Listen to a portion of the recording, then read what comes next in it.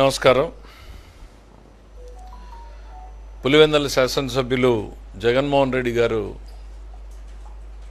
నిన్న ఆలస్యంగానైనా ప్రజలకు సంబంధించినటువంటి బడ్జెట్ మీద స్పందించేటువంటి ప్రయత్నం చేశాడు. సరే, అందులో నిజాలు తక్కువ, అబద్ధాలు ఎక్కువ మాట్లాడినా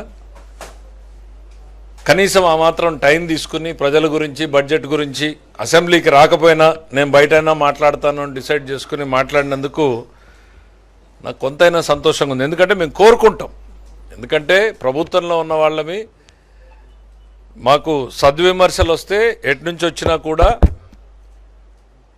దాన్ని కరెక్ట్ చేసుకునేటువంటి అవకాశం ఉంటుంది. కానీ జగన్మోహన్ రెడ్డి గారికి అలవాటైనటువంటి పరిస్థితుల్లోనే పోయారు. ఆయన డిఎన్ఏ వేరు, ఆయన స్కూల్ వేరు. అబద్ధాన్ని కూడా ఆయన 10 సార్లు చెప్పి నిజం చేయాలనుకునేటువంటి ధోరణిలోనే పోయాడు.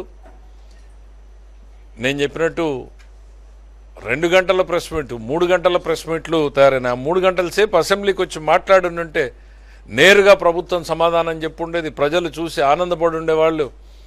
మీరు ఎక్కడో కూర్చొని రాస్తారు, చెప్తారు, దానికి మళ్ళీ మమ్మల్ని సమాధానం చెప్పకపోతే చెప్పలేదంటారు. ఆయన స్కూలే వేరు. ఆయన స్కూల్లో ఏంటంటే బాధితుడే నిందితుడవుతాడు, నిందితుడే బాధితుడవుతాడు, మారుతూ ఉంటుంది. వాళ్ళ బాబాయ్ హత్య కేసులో సొంత చెల్లెల్నే నిందితురాల్ని చేసే ప్రయత్నం చేశాడు ఆయన. సో అట్లనే తాను చేసినటువంటి ఆర్థిక విధ్వంసానికి, ఈ రాష్ట్రంలో జరిగినటువంటి ఆర్థిక విధ్వంసానికి మమ్మల్ని బాధ్యులు చేసేటువంటి ప్రయత్నం మొదలుపెట్టాడు ఆయన. తిరుపతిలో జరిగినా అంతే, చేసేది పాపాలు వాళ్ళు, ఎదుటోళ్ళకి ఆపాదించే ప్రయత్నం. బాబాయ్ హత్య కేసులో నారాసుర రక్త చరిత్ర అని మొదటి రోజు చెప్పాడు, తిరుపతిలో చెప్పాడు. ఇప్పుడు రాష్ట్రంలో జరిగినటువంటి ఆర్థిక విధ్వంసం మీద కూడా తన గోబెల్స్ మీడియా ఇద్దరూ కలిసి విపరీతమైనటువంటి ప్రచారాన్ని తీసుకొస్తున్నారు. ఆయన 2 గంటల సేపు చెప్పినా అందులో విషయం ఎక్కువగా మాట్లాడలేదు. కాబట్టి ఆయన చెప్పిన ప్రధానమైన అంశాలని మొట్టమొదటిసారి ఆయన కాగ్ రిపోర్ట్ అనేటువంటి దాని గురించి సీరియస్గా తీసుకున్నాడు. చాలా సంతోషం. కాగ్ రిపోర్ట్లో పేర్కొంది మీ గురించి, అలా అంది, ఇలా అంది అని. చాలా సంతోషం. జగన్మోహన్ రెడ్డి గారు కాగ్ రిపోర్ట్లు చదవడం మొదలుపెట్టారు. అయితే ఒక్కసారి చరిత్రలోకి వెనక్కి వెళ్ళండి. మీ టైంలో కాగ్ మీ గురించి ఇచ్చినటువంటి కాగ్ రిపోర్ట్ చదువుతా, I can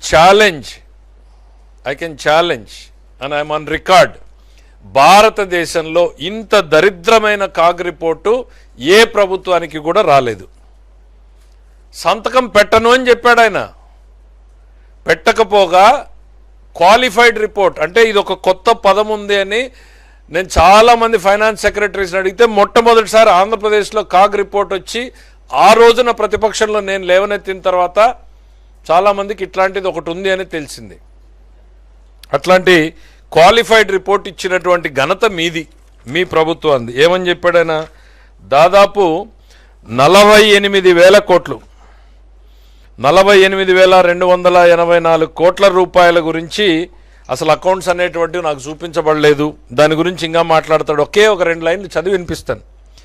in my view, these material account entries were effected through back end of the CFMS system without any valid rationale and necessary documentation, bypassing the treasury system, which were in violation of the treasury code and IT controls.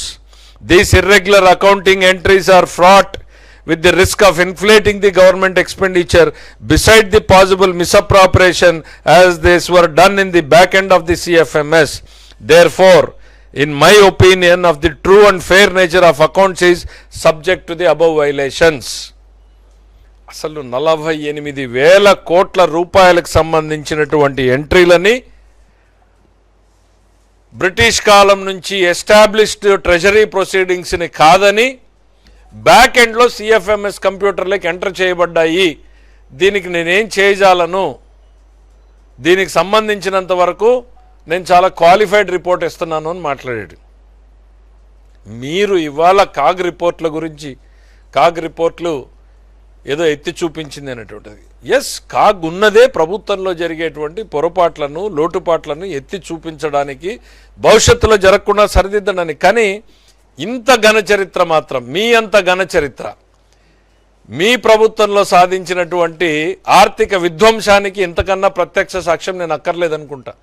చరిత్రను గుర్తు చేస్తా ఉన్నా. ఆ రోజు governor దగ్గరికి వెళ్ళి నేను దీని మీద రిప్రజెంటేషన్ చేయడం, ఆ తర్వాత గవర్నర్ని మీరు ఏ రకంగా రాష్ట్ర ప్రభుత్వం తీసుకున్నటువంటి అప్పులకి బాధ్యుడిని చేసినట్టుగా ఆయన కూడా ఆయన మీద కూడా కోర్టు కేసు వేయొచ్చు అనేటువంటి విధానాన్ని గుర్తు చేయడం, ఆ తర్వాత గవర్నర్ గారు మీ చీఫ్ సెక్రటరీని పిలవడం, చీవాట్లు పెట్టడం, ఆ తర్వాత అగ్రిమెంట్లు సరిచేయడం, ఇవన్నీ ప్రతిపక్షంలో మేము చేసినవి ఇంకా గుర్తున్నాయి. ప్రజలకు కూడా గుర్తు చేస్తున్నాం జగన్మోహన్ రెడ్డి గారు.